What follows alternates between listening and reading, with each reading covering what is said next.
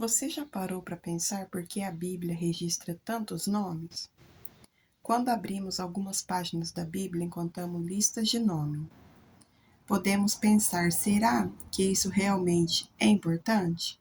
Nomes como Adão, Sete, Noé, Abraão, Isaque, Jacó, Judá, Davi.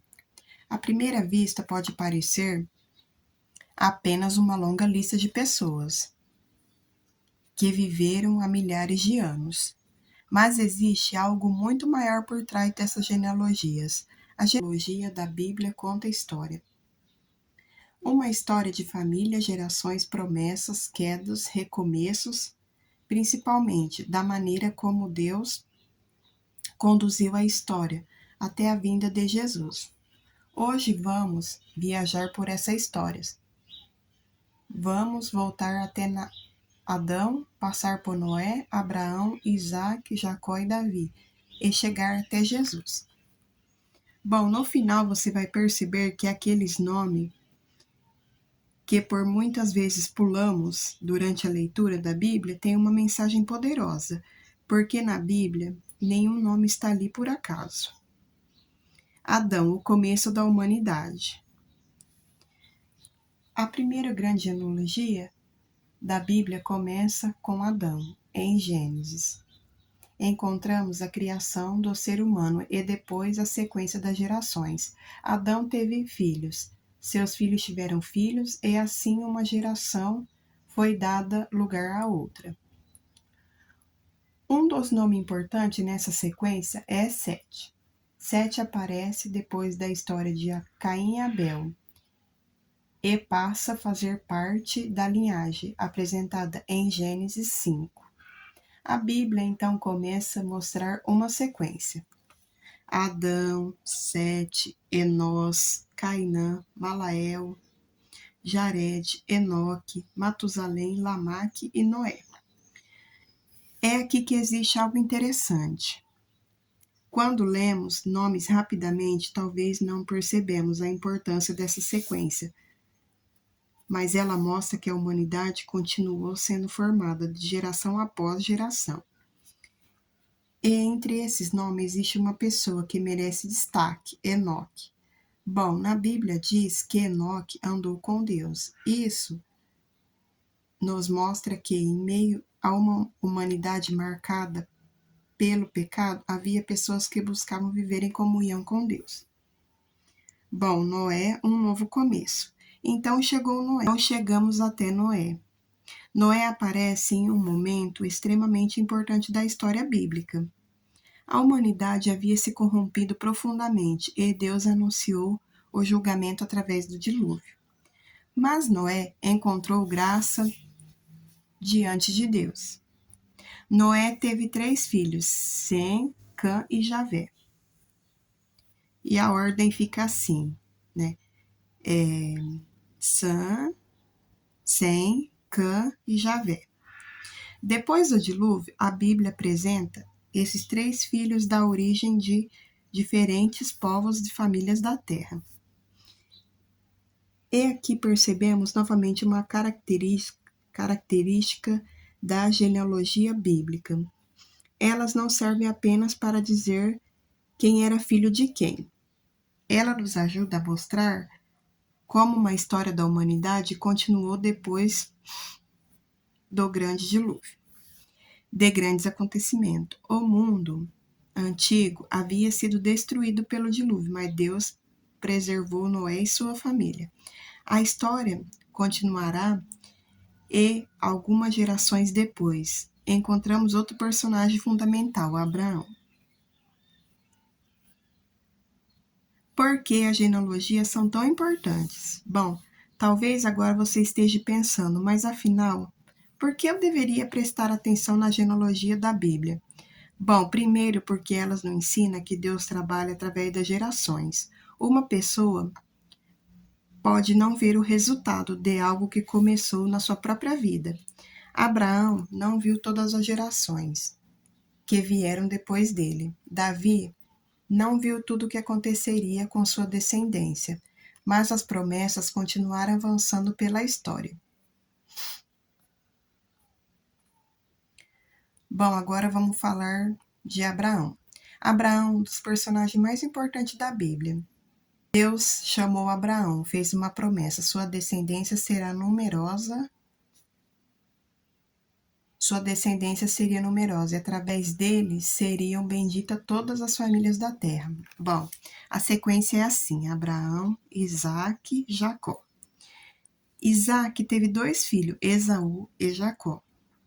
Mas através de Jacó que a história bíblica continuava de maneira especial. Jacó teve 12 filhos, e esses 12 filhos deram origem a 12 tribos de Israel, né? Cujos nomes eram Ruben, Simeão, Levi, Judá, Dan, Naphtali, Gade, Aser, Isacar, Zebulon, José e Benjamim. Perceba a importância disso. Uma família que começou com Abraão cresceu até se tornar um povo. Entre os filhos de Jacó existe um nome que terá uma importância enorme no desenvolvimento da história bíblica: Judá. Da linhagem de Judá viria uma das principais famílias da história de Israel. Dessa linhagem surgiria o rei Davi. Davi, a linhagem real. Bom, Davi, um dos personagens mais conhecidos da Bíblia, ele começou como pastor de ovelhas e acabou se tornando o rei de Israel.